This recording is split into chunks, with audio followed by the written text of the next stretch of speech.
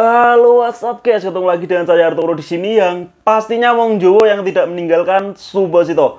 Oke guys, di video kali ini aku mau membawakan sebuah kisah dari PMI Korea yang baru 3 bulan di Korea tetapi menyesal dan pulang ke Indonesia. Kira-kira seperti apa kronologinya? Daripada teman-teman penasaran, simak video ini sampai habis ya. Yuk, cus!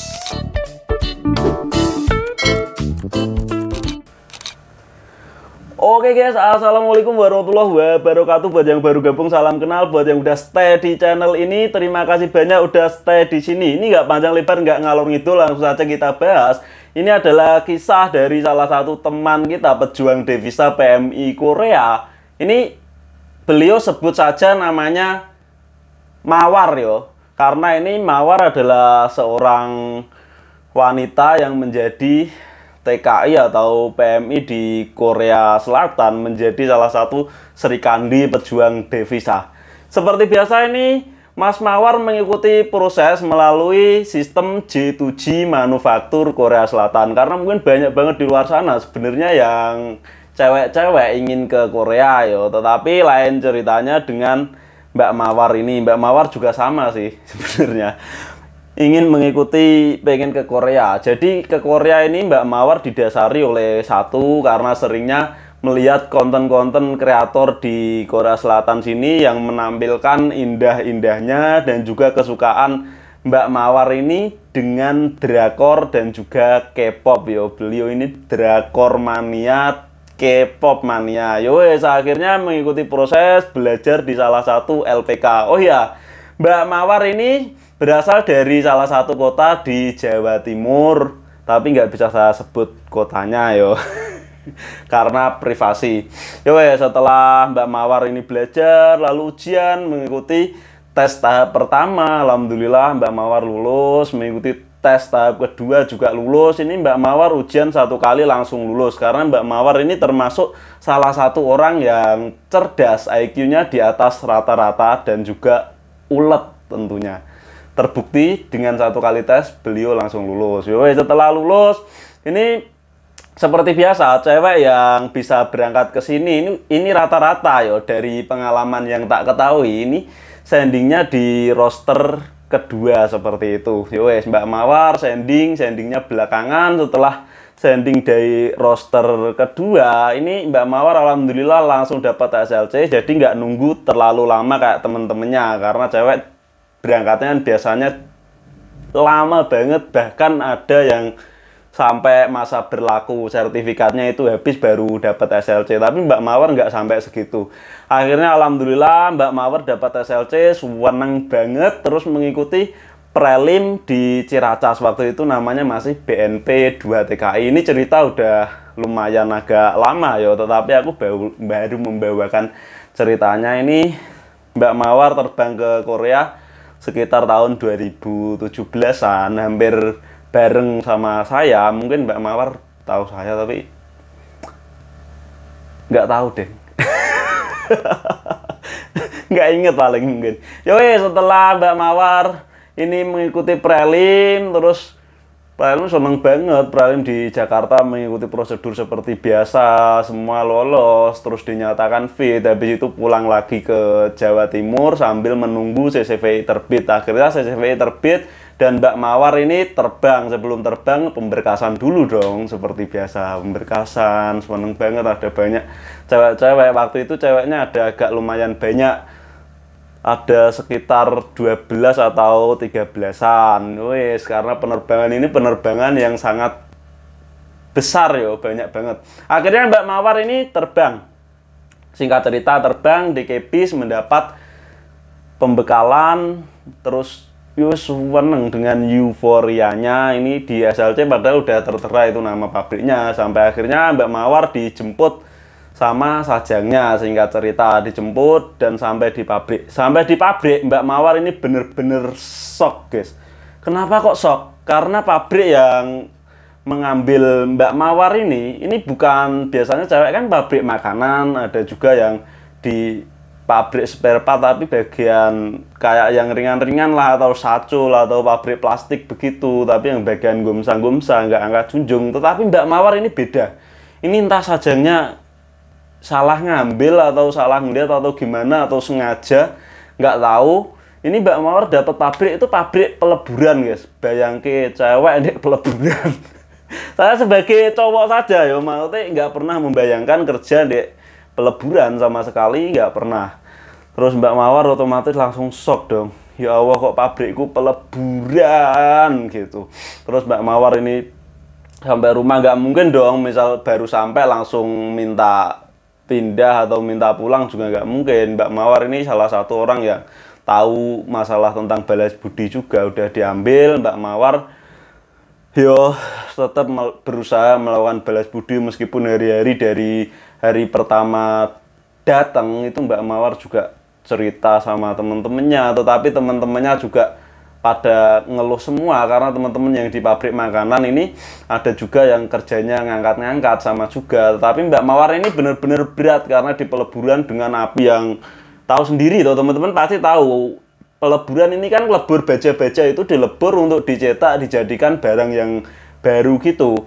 Jadi yo wes meleleh sekali, kita meleng sedikit, beda alam guys.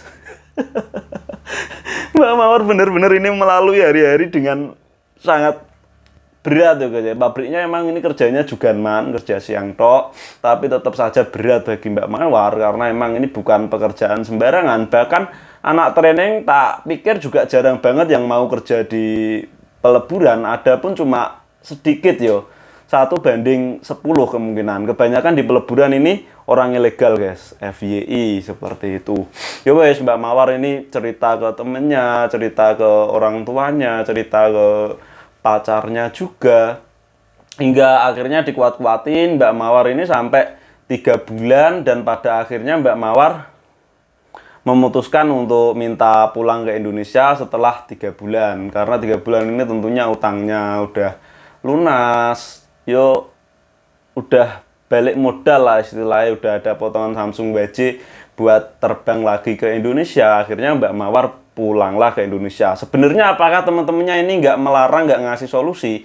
Banyak banget teman-temannya ini yang ngasih solusi untuk Mbak Mawar, maksudnya untuk jangan pindah kamu, jangan pulang, kamu bisa pindah, maksudnya gitu.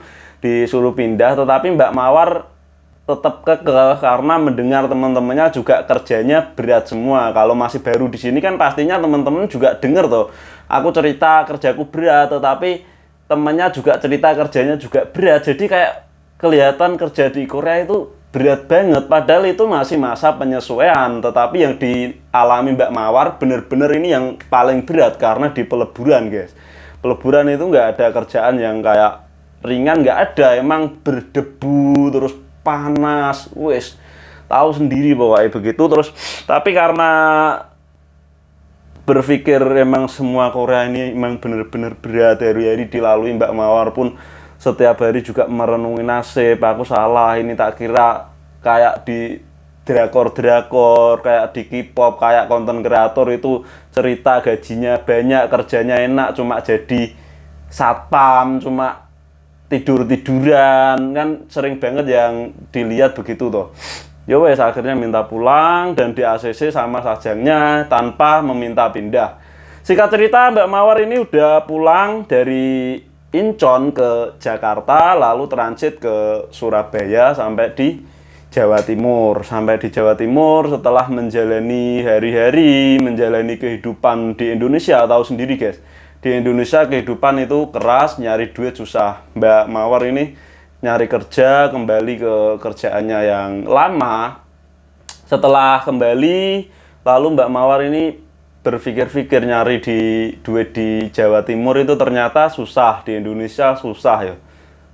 Sampai entah ada angin apa, aku juga nggak tahu, Mbak Mawar ini tergiur untuk ikut lagi tes CBT guys. Gimana gak menyesal, maksudnya piye yo, udah tahu, udah nyampe sini, itu kesempatan emas cewek nyampe sini. Mbak Mawar ikut CBT lagi loh setelah tadi memutus kontrak tanpa berusaha minta pindah. Mbak Mawar. Ya wes, akhirnya Mbak Mawar ujian dong. ikut ujian. Setelah temannya pulang, Mbak Mawar ini baru ujian. Temennya pulang ini udah 5 tahun loh guys. Dari 2017 sampai sekarang temennya udah habis kontrak, udah pulang, udah membawa yo mungkin tabungan yang agak lumayan lah. Taruhlah gaji basic 2 juta won, misal bisa nyimpen sebulan. Cewek nyimpennya banyak loh guys. Sebulan itu cewek bisa nyimpen 15 juta, taruhlah 15 dikali setahun itu udah sekitar 150. Buat shopping-shopping udah 150 dikali 5 itu udah bawa 750 juta. Mbak Mawar baru ujian, baru lulus guys. Dan sekarang baru proses sending dan menunggu SLC. Yo wes, buat Mbak Mawar, jika melihat video ini, mudah-mudahan Mbak Mawar segera dapat SLC, terus jangan mengulangi kesalahan yang sama. Yo, dimanfaatkan kesempatan sebaik mungkin di sini, apapun yang didapat, sebisa mungkin disyukuri, harus diperjuangkan tetap untuk menjadi resmi, karena di sini juga pindah, kita bisa pindah, bisa berusaha, meskipun terkadang pindah itu emang bener-bener sulit, setidaknya kan harus berusaha dulu.